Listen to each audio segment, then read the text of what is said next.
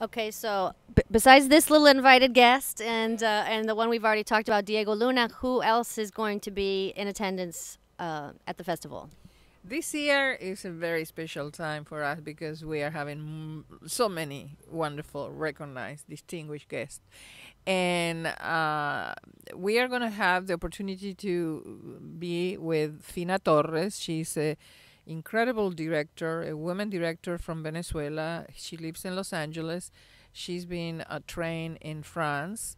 She has received a number of recognitions with in Cannes Film Festival with her first two films.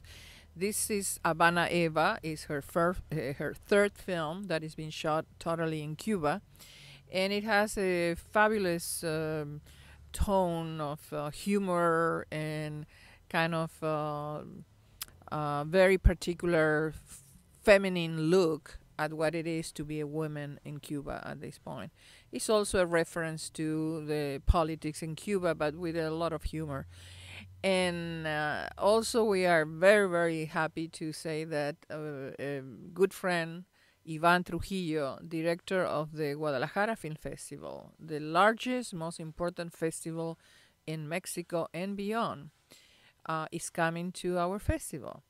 And he's coming not necessarily as director of Guadalajara, but he's coming because he's the top scholar in Mexico on the subject of archival conservation of cinema.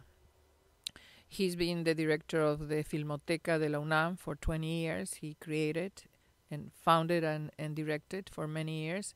And he's the one who has preserved, we have to thank him for preserving the historical heritage of cinema in Mexico. His work is recognized by the UNESCO internationally.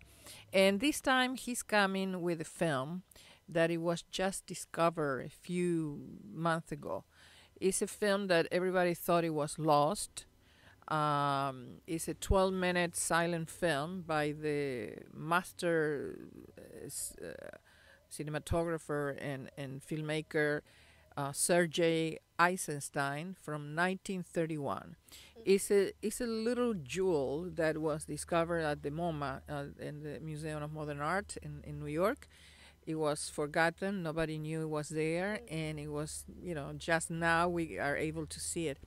The importance of this film is that Eisenstein, who is considered to be the father of cinema in the history of cinema, he was in Mexico in 1931 in preparation for a film that is now a classic called Que Viva Mexico.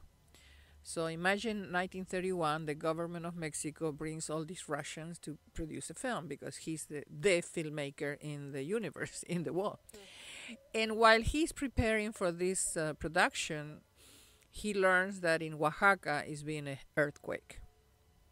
So immediately he takes a plane with his crew and he goes to Oaxaca to shoot the aftermath of the disaster. So these images has never been seen. They are very unique. They are beautifully. Is it very graphic? No, it's not very graphic. It's just what you see after rubble and people wandering, and you see also nature, how nature was changed because of the earthquake, which now is kind of incredible to see that. So it's a very unique piece that we are very privileged to be able to see it and to have Ivan Trujillo coming from Guadalajara with his film.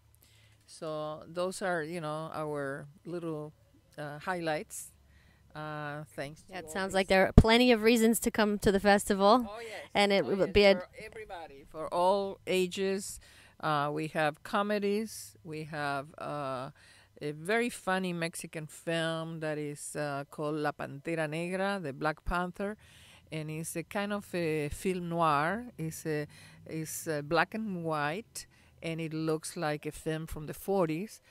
A film where Pedro Infante, the most famous Mexican singer in the history of Mexico, comes alive and is part of the plot with a lot of, very Mexican humor and a wonderful plot and a very good cinematic vision of a young, very young director who won an award in Guanajuato Film Festival.